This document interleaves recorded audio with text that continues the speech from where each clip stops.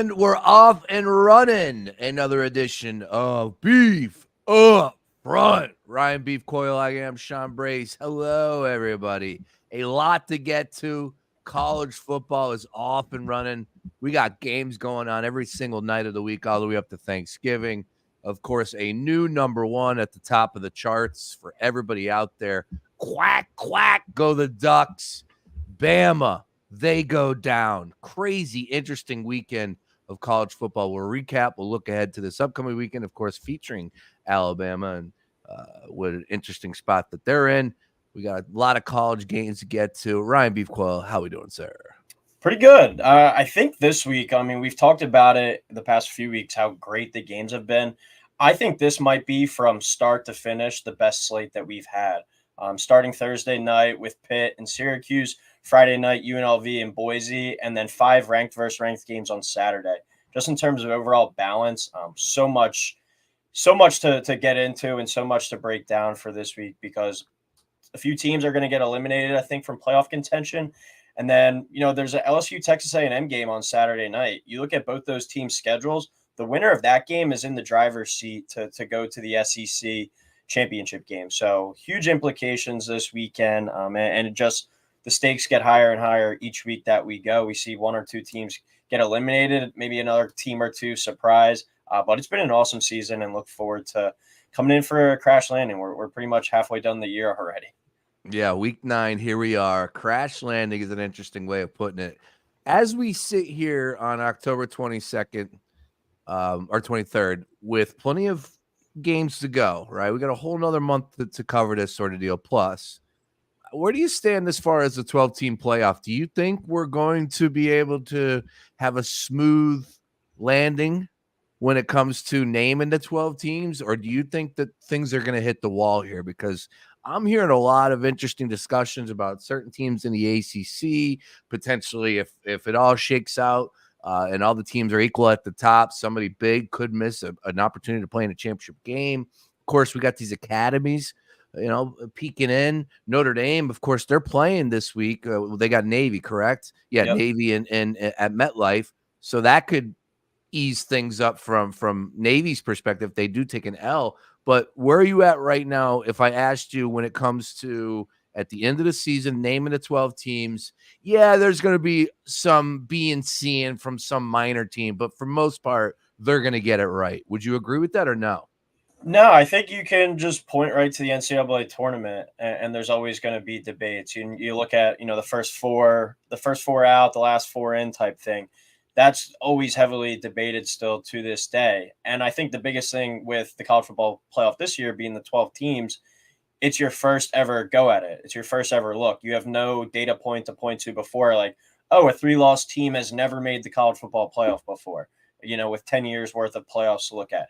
So that's going to be an interesting scenario, like down the line. Like if it comes to it, does a 9-3 Alabama get in over a 10-2 Indiana or an 11-2 Indiana that loses in the Big Ten title game? Like we're going to have so many debates and it's still at the end, but not enough history and kind of data to back up the point. So it's everything kind of subjective. Ask that question 5 years down the line and you can be like, all right, a 3-loss team will never make it into the playoff. But that could be the case this year because there still is 4 to 5 games for these respective teams to go. Some of these teams I think still have 6 games, but yes, there's still a lot to iron out, and there's always going to be subjectivism, criticism at the end of the day. So there's going to be chaos on Selection Sunday, no doubt. 3 losses is that going to happen in your mind? Will we have a 3-loss team in the final 12?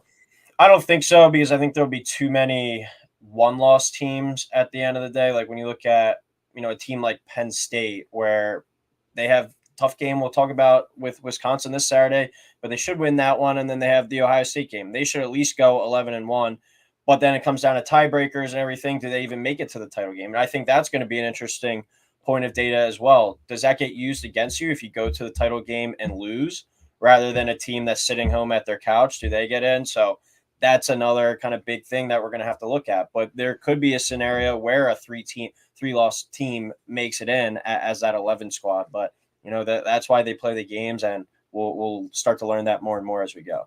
Yeah, I'm wondering if Like, and as this is year one, I think we might find like, the selection committee might get this like piece of paper, all of a sudden find it buried underneath the desk somewhere and like, oh, here's some extra stipulation for some tiebreakers. Cause I was hearing some tiebreaker conversation the other day. And I'm like, all right, but it's not it's apples and oranges with a lot of these tie-breaking conversations. We're not going to bore you because we got a long way to go. But it's apples and oranges with these tie-breaking conversations because a lot of these teams don't play the same schedule, even if you're in the same conference. So it's like, I think we're gonna have chaos, and I don't know if that's a good thing.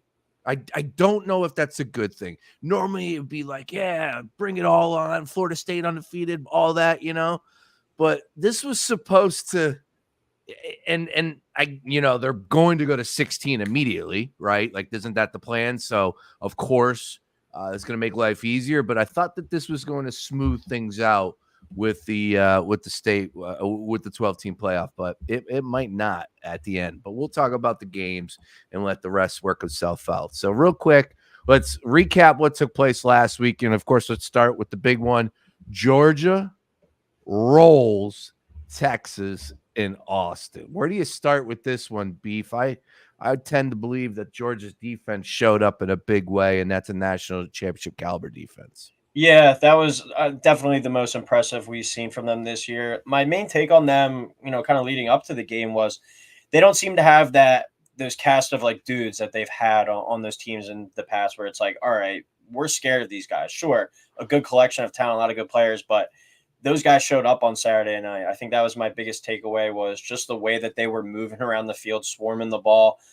Because Carson Beck threw 3 interceptions. Like, I feel like that hasn't gotten talked about enough, and they still won that game pretty comfortably. A lot of turnovers in that game. It was really sloppy. Beck hasn't had the greatest season. I think he's definitely out of consideration to be like the number 1 overall pick, which he was projected to be coming into the year by a lot of people. I've never been that high on him, and I'm still worried if it comes down to a big game. Are they able to get out of it if he does go have 3 turnovers versus, say, in Oregon, versus, say, in Ohio State down the line? Texas, I think they were a little bit shell-shocked with the way that Georgia kind of came in there and responded from what they looked like on the road against Alabama, say. And then Sark, I think, maybe hit the panic button a little by benching Ewers, then only going with Arch for a couple drives and then going back to Ewers. Kirby had him kind of in disarray, and I was really high on what Sark's been able to do on the offensive side this year. But that was the first real kind of legitimate test for Texas. Maybe it's a little bit of a wake-up call that, everything's not going to be a cakewalk here in the SEC. As a lot of people have said this week, they're welcome to the SEC moment.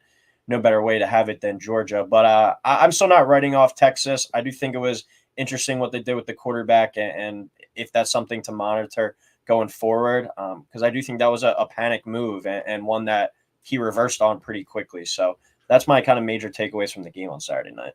Yeah, I would say that Sark misplayed his hand a ton in that game with the quarterback position, right? Like that going into it, I think you just said it specifically, was he had a plan, and this was the way he was going to go about it with Quinn Ewers. If I knew going in that he was going to pull Quinn Ewers as fast as he was, I would say that's a mistake. Then go with Arch Manning, stay with him, right? Like that didn't make much sense to me for him to go, okay, well, it's not happening here. Unless it was simply put, like, this is bad. We got to get Quinn out of there. Let's get Arch. And then Arch had an opportunity, and it exactly wasn't good either. So then he was just like, what difference does it make? Maybe go back to Quinn for future perspective. I don't know. Maybe I'm giving Sark a little bit too much credit there. But in my mind, 30,000 feet up view, I think he misplayed his hand by going to Arch. If he was going to do that, he should have started Arch. Yep, I agree. That's where I think where we were talking about before, where I go to your side a little bit, where I think Arch has a little bit more upside, especially because he adds kind of that rushing ability. And like you said, if you're going to pull Quinn, the whole reason why I think you go to Quinn is because he's been there before. He has the experience. He's played in the big games, and he's kind of the leader, the experienced guy in that quarterback room. That's why you go to him in these spots.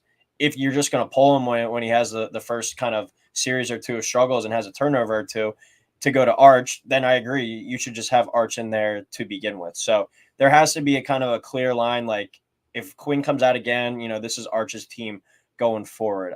And I haven't seen anything said. I assume Quinn Ewers will be starting this week against Vanderbilt, but I haven't seen anything, subjectively said. And if Quinn Ewers goes out there and struggles against Vandy, and you turn to Arch again, then I don't think there's any turning back from there. Yeah, I agree. Wow, what a change, throughout the course of the season. Quinn was the guy. He was front runner for Heisman after that win against Michigan, goes down with an injury. Next thing you know, Arch steps in, plays well, and his first really big test coming back at home gets absolutely smashed by Georgia. And Georgia reminded everybody real fast how good that they can be here in college football. All right, staying with last week, of course, a very surprising result. Tennessee, in an ugly game, ended up taking down Alabama, but this was a surprise to me. I definitely did not think Alabama or Tennessee had the guts to win that game, but there was a lot of plays to be made on the field. Bad quarterback play by both sides.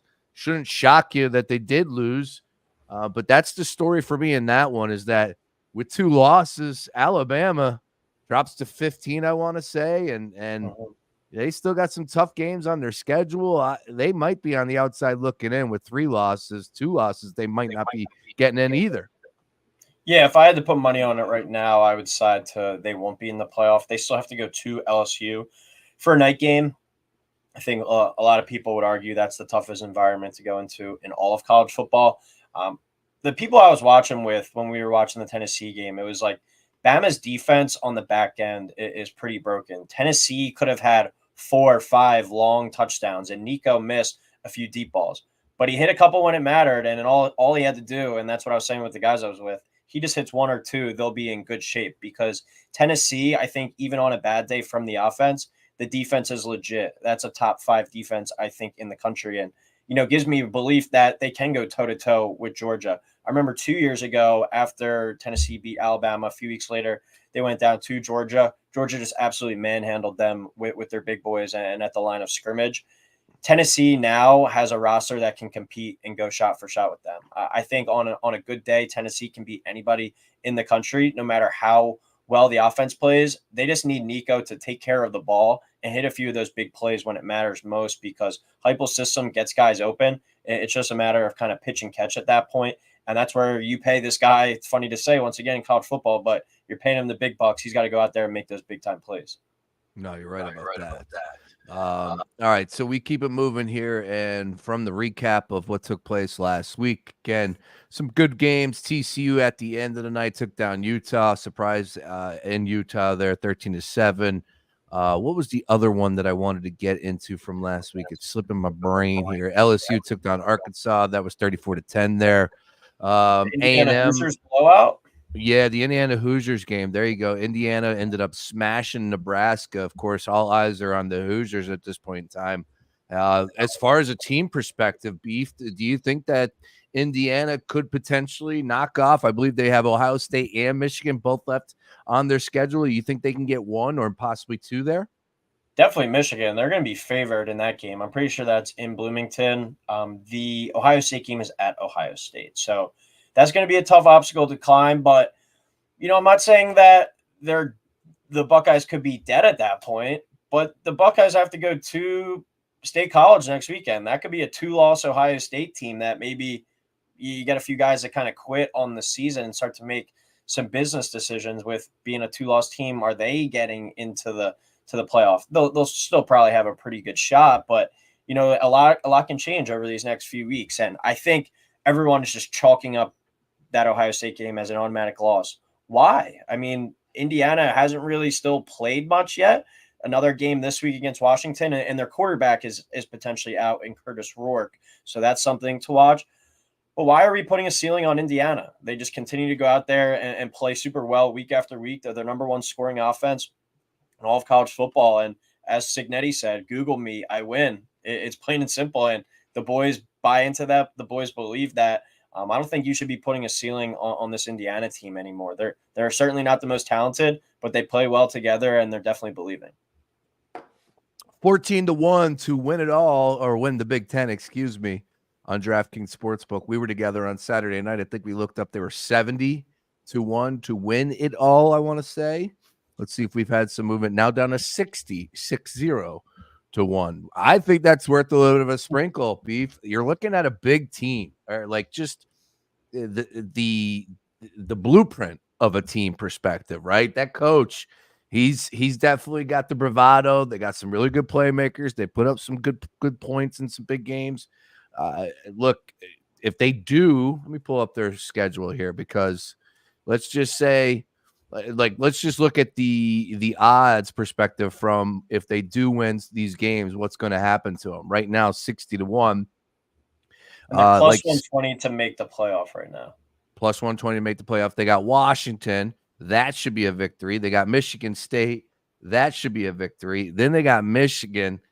That's like they win these next two games, they'll probably somewhere around like 20-1, 25-1. Mm-hmm. You beat Michigan, it might even shrink faster. You never know. If they're sitting at it would be 10-0, I believe, going into the Ohio State game. I don't know who they have the last game of the season. Would that be Purdue? Purdue. Yeah, I think that the rivalry game. If you're sitting there at 10-0 going into the Ohio State game and you finish 11-1, I think worse depends on that's where it gets weird with the tiebreakers and the no divisions anymore, because I can't even say if you're sitting there at 11-1, you're definitely in the conference title game. So I think if you believe in them at all, I think it's wise to take them now, because you can, even if they do make it to the playoff, there's going to be plenty of opportunities to hedge that out, and just take basically whoever they play in the first round money line and kind of just hedge it from there. But 60-1 for a team that has a clear path to 10-0, and that's playing as well as they are and believing as much as they are, I think it's definitely worth a shot if you've been having a pretty good season and you're feeling lucky.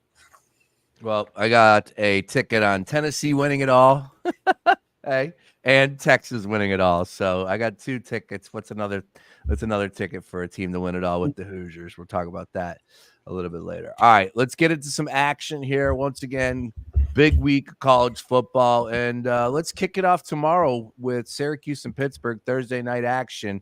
Pitt 5.5-point favorites. 62 is our total in this one. Pitt, the perfect 6-0 on the season. Kyle McCord and the Orangemen 5-1, 2-1 in the ACC. Your thoughts on this one? Pitt's been a pretty tough team, but Cuse ain't scared of the moment either. Yeah, I think we see some points in this one. A little fun Thursday night kind of shootout. Pitt's been not talked about enough as one of the surprise teams, maybe because they've had some good years in the past under Narduzzi, but like they were expected to be, I think, a 4-win team, a 5-win team, according to their preseason win total. And they're sitting here at 6-0 with a chance to move to 7-0 against the Syracuse team. That's been really good. Hats off to Pitt, because I think the writing was on the wall that this was Narduzzi's potential last year. And he's really righted the ship there. But I think we see some points in this one. Kyle McCord has been slinging it all over the yard. You look at his passing stats, put them right up there against anyone in college football. And then Eli Holstein, the Pitt quarterback, has had a really good year as well, about 1,700 yards and 15 passing touchdowns. I think this game is a pure shootout. It's weird to say that with a Pat Narduzzi team, usually defensive-led, but these guys can put up some points. Last week against 2 weeks ago against Cal, they only put up 17. But before that, 34, 73, 38, 28. Then you look at Syracuse, they go out there and put up points every week. 24 against NC State last week, 44 against UNLV, 42 against Holy Cross, 31 against Georgia Tech. So I think this game is a shootout and a really underrated game for this week. And that's why I said it's such a good slate overall. Some people are going to look right past this one, but things shake right. Pitt's right there in the playoff conversation as well in the ACC. You got to take from in the ODU game versus Georgia Southern, and ODU rolling out some awesome uniforms, I believe, this week. Is that tomorrow night as well? That is tomorrow night. It's a point spread, 1 point. Georgia Southern has been putting up a lot of points this year. I remember at the beginning of the year they played Boise, I think it was, and then they played. Yeah, and they've been putting up some points. That might be another game. Look at the over. Old Dominion's a surprise team. They were, I think, like an over-under win total of 2.5. So see them getting 1.5 at home here. A little interesting. Have some fun on Thursday. Take both overs. I think we get some points. That. Yeah, 3-4 Old Dominion on the season. Georgia Southern 5-2. All right, let's get the Friday night's games, and the big one, of course, features the college football Heisman Trophy front runner and Ashton Janty going for Boise State plus 220 right now to take home the award in December. Tomorrow night or Friday night, excuse me, Boise State on the road against UNLV. UNLV 6-1 on the season, 2-0 in the conference here. Once again, DraftKings Sportsbook, we're getting our numbers from 3.5. I think I saw here, Beef, 3.5 point spread. Down to 3 now. Boise State 3-point favorite. Road 64 total. Ashton Janty's averaging 218 yards per game. He's just an absolute beast. Had the bye week, going to be ready for this one. But maybe Friday Night Magic out there in the desert. Your thoughts? Yeah, game of the year in the G5, unless we wind up getting an undefeated Army versus an undefeated Navy in the American Championship.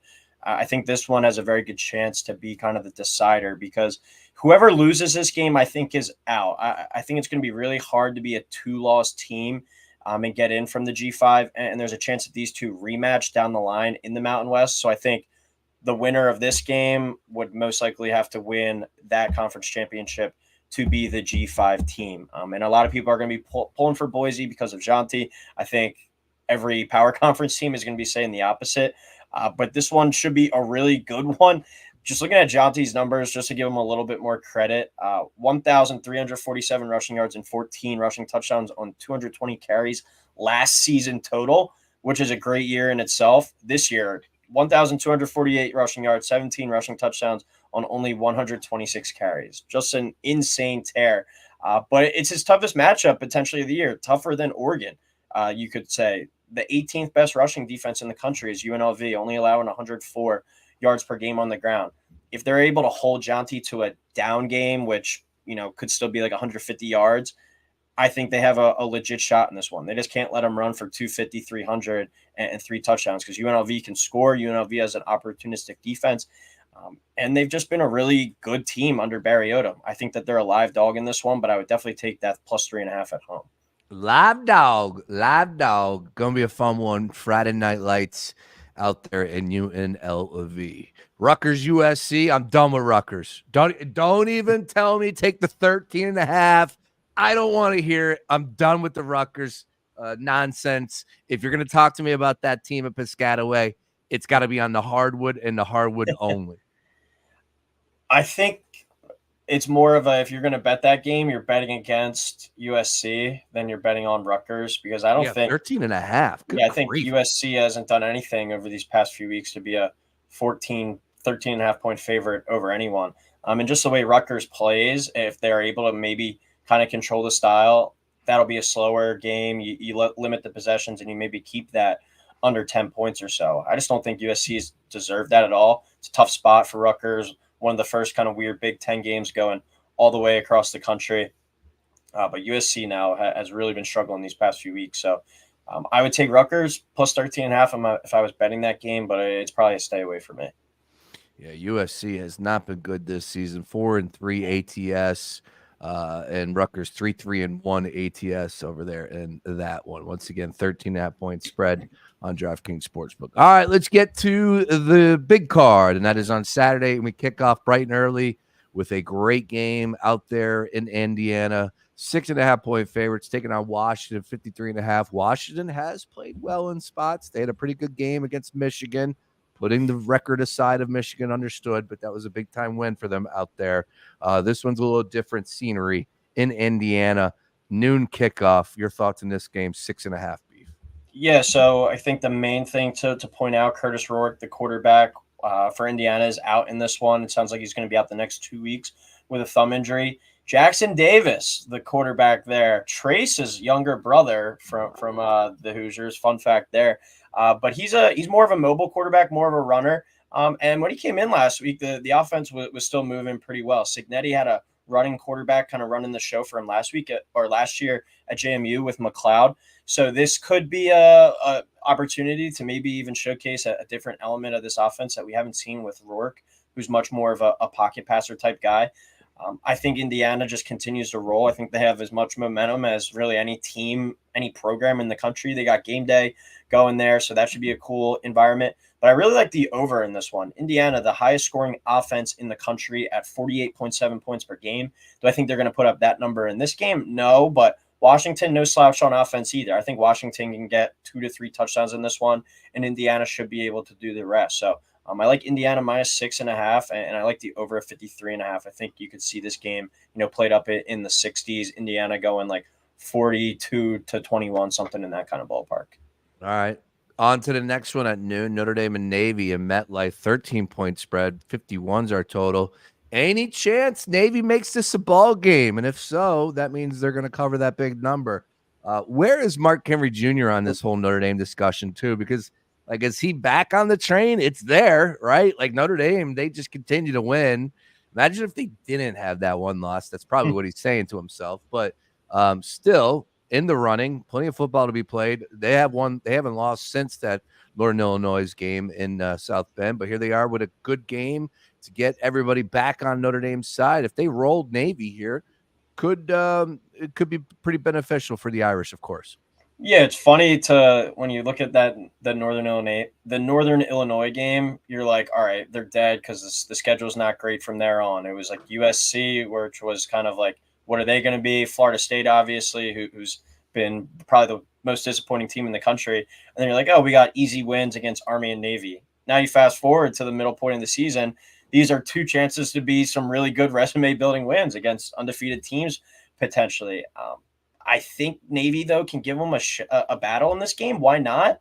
They've been dominant against just about everyone they've played. Blake Horvath has been a monster at quarterback for the midshipmen, has thrown for 888 yards and 10 touchdowns, which is really surprising because of, Navy's history on offense running the option. They've opened it up in the passing game a little bit, and he has 621 yards and 10 touchdowns on the ground. This is not an easy offense to prepare for.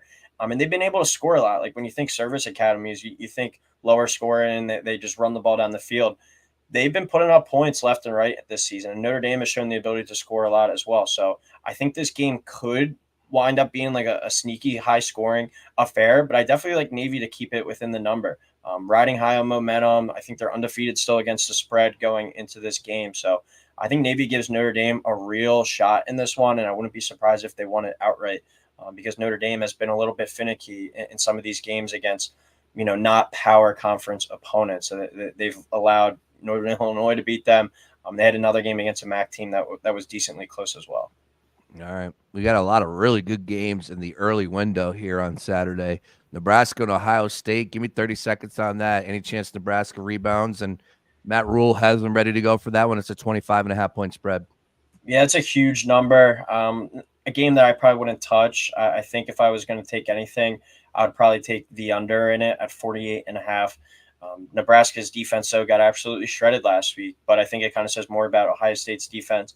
And Nebraska still has some work to do on offense going forward with Raiola and kind of this new regime. We might have been a little bit too early on them, but next year could be a breakout year. But if you're making me take a pick in that game, I'll go with the under 48.5. 30 seconds on Oklahoma, Ole Miss. Ole Miss with 2 losses on the season, -20. 49's our total. A game being played down there in the Grove.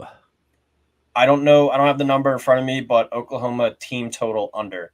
They can't block. They can't throw. They can't run. They're just a terrible team on the offensive side of the ball right now. Ole Miss, I think what they do best is that defensive front. I think they're really going to get after Jackson Arnold and that Oklahoma offense. So looking at the Oklahoma team total under, it's probably something like 17.5, I'd say, in that ballpark.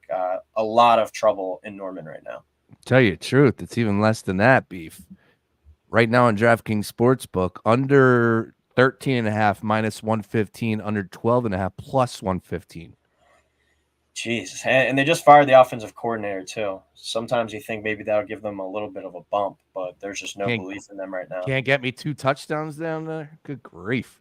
All right, next one up. Let's keep it moving here. We have, let's go to a little bit later in the day. Let's go to number 1, Oregon at home taking on Illinois.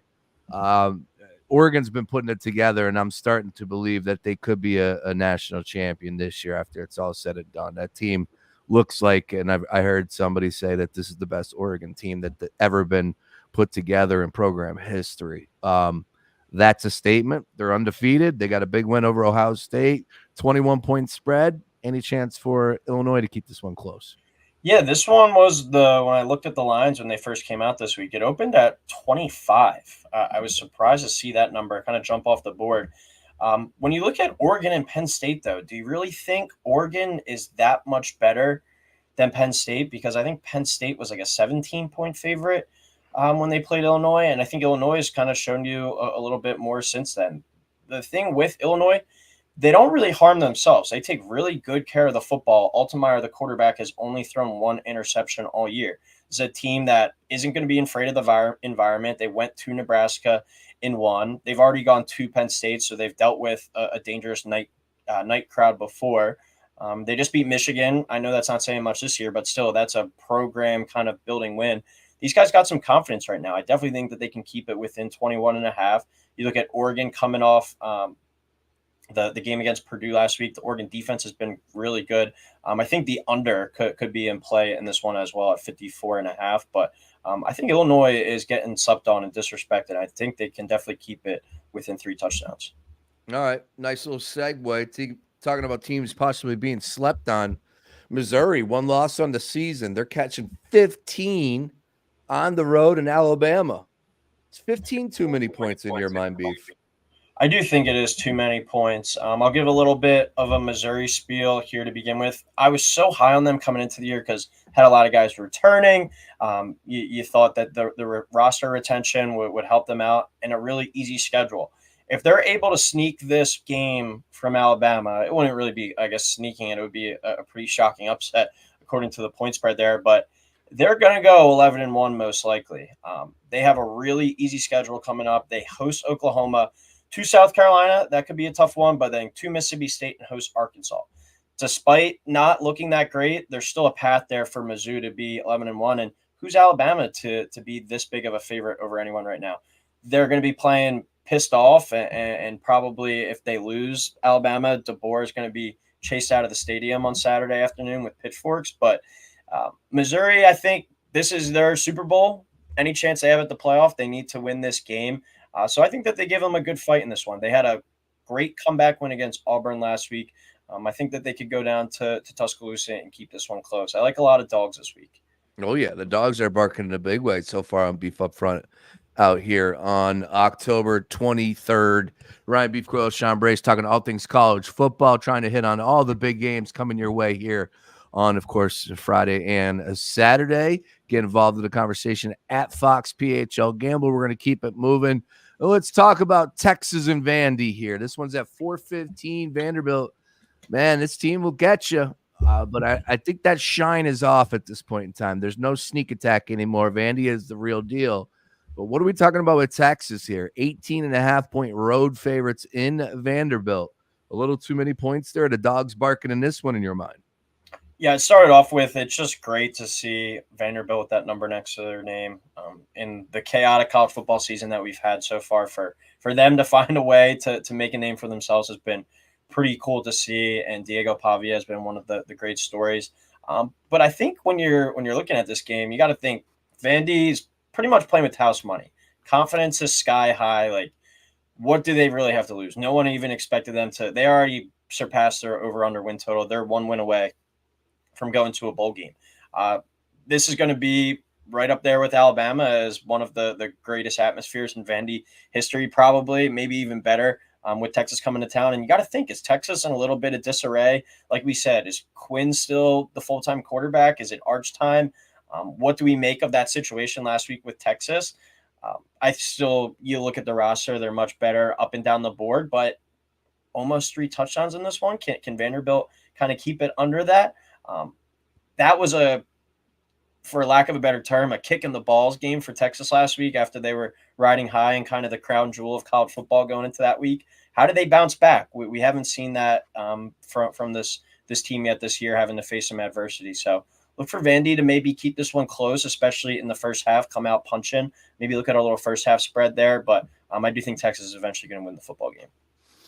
All right. Excellent stuff, Beef. Yeah, I'm right there with you. But Vandy trying to keep it close. I think it's a great story, but Texas is definitely going to win that game. And If I don't think that you can win as an underdog, maybe I probably am better off staying away from you completely. Should be a good game, though. We'll see what happens there.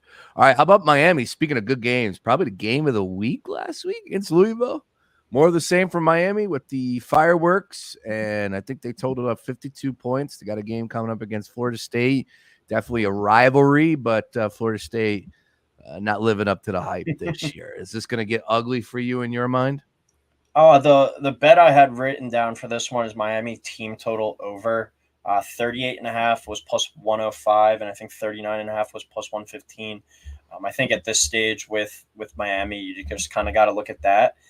Maybe the game over because the defense hasn't been able to stop anyone. But is Brock? Do you really want to bet on Brock Glenn and Florida State's offense to go out there and score points? You look at Miami, 52, 39, 38, 50, 62.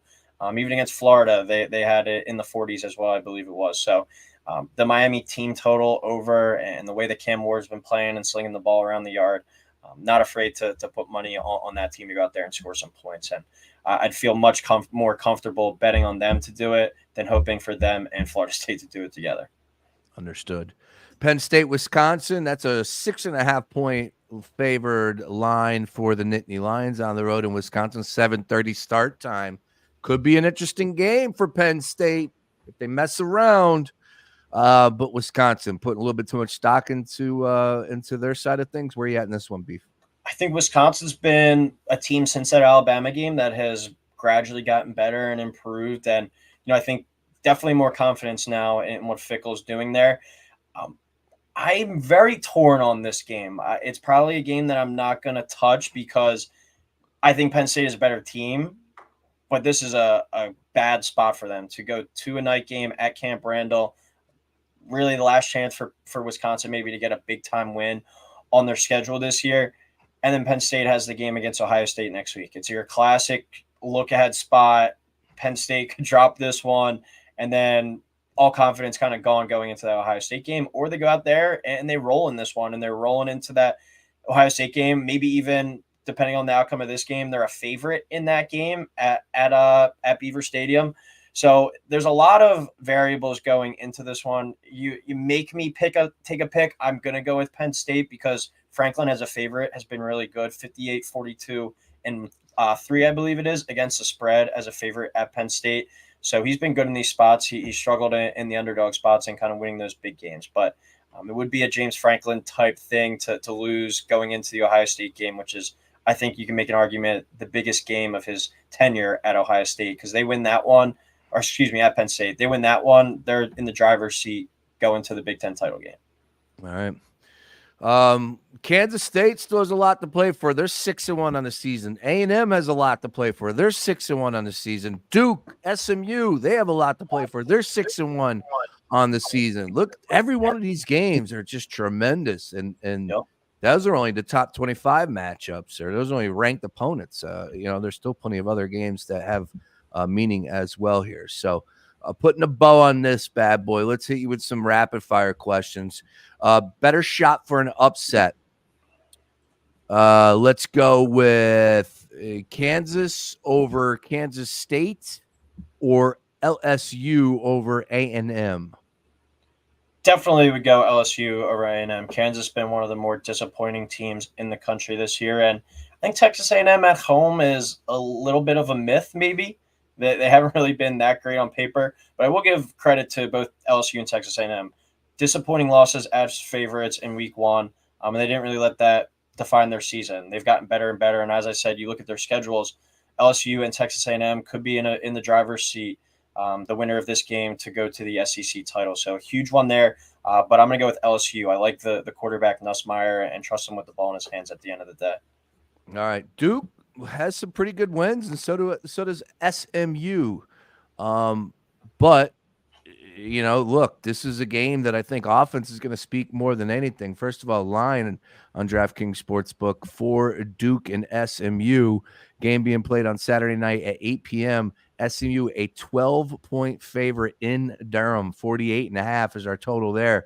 That's downright disrespectful for Duke, but it makes sense because SMU has scored 34-plus points in 4 straight games. Oh, by the way, won all 4 of those games. They have a lot to build off of this season. Really found their form from the preseason hype that we were giving them, Tansy was giving them. But this is an interesting game because obviously both teams have a lot to play for. Your thoughts on this one, Beef? Yeah, SMU definitely more of a legit squad, and I think the point spread indicates that. You look at Duke, not many great wins. I mean, they lose to Georgia Tech. That's their one loss. Win over Florida State. Great for the Duke program. That's their first win over Florida State in school history. But we know what Florida State's been this year. UNC hasn't been good. Middle Tennessee hasn't been good. UConn's been solid, but still that's UConn. I think SMU is a much better team, and I think the Duke defense is good, but I think SMU's offense is the best that they're going to see this year. And I don't think Duke's offense on their own right is going to be able to kind of compete score for score with SMU. So it's another game where I would maybe look at the SMU team total in this one, but I do think SMU is going to win this one and win it pretty comfortably. My man, Ryan Beef Coyle, another edition of Beef Up Front, hopefully coming home with a couple victories here. Like I said, man, it's just crazy because you go down the list of all these teams. Like, yeah, of course, you got your top 12 in there that features, Texas and Tennessee and Indiana and Ohio State. But then you got to go in and check out the teams that are on the outside looking in, like Notre Dame, Iowa State, Kansas State, Illinois, A&M, and at this point in time, Pitt, who's undefeated. It's crazy. So these are the things that will work themselves out over the next few weeks. But we'll be all over it no matter what. So I look forward to covering college football until we crown a champion in January. Beef Coyle, anything else before we get out of here, sir? That's it. Enjoy the slate. It's week 9 already. Hard to believe. And next time we'll be talking, the next games will be in November. So we're coming down the stretch. I actually got one more for you because I lied to you. We do have a Hawaii game late night. So if we're chasing in the 10s and the midnight game, where are you going? Cincinnati, Colorado 5.5 at home. Washington State, San Diego State. That's a 14-point spread for Wazoo. And Nevada and Hawaii. Nevada is a point favorite in that one game at midnight in Hawaii. Your thoughts on those 3 games as far as if we're chasing, where are you going? Give me Colorado, man. They've been impressive. They're sitting there at 5-2, 1 win away from bowl eligibility. -5 at home. Cincinnati's been pretty good, sneakily as well, sitting there at 5-2. But Colorado's been good, and I was one of the more, I guess you could say, haters on Colorado and thought they would be more of a 3-4 win team. Good for them in the season that they've had. A big opportunity to get to bowl eligibility at home on Saturday night. I think they do it and win by a touchdown. I was going to say, the Chiefs off this weekend? They're not. They're taking on the Raiders. You might have saw Travis Kelce on the sideline. Who knows? They're playing in Vegas, so maybe Kelce would fly to Colorado to see the game, fly back. I want to put it past him. And nobody would care either. Beef, enjoy the game, sir. As always, everybody, if you miss anything, make sure you download everything at foxphlgambler.com and give Ryan a follow at Ryan Coyle 35.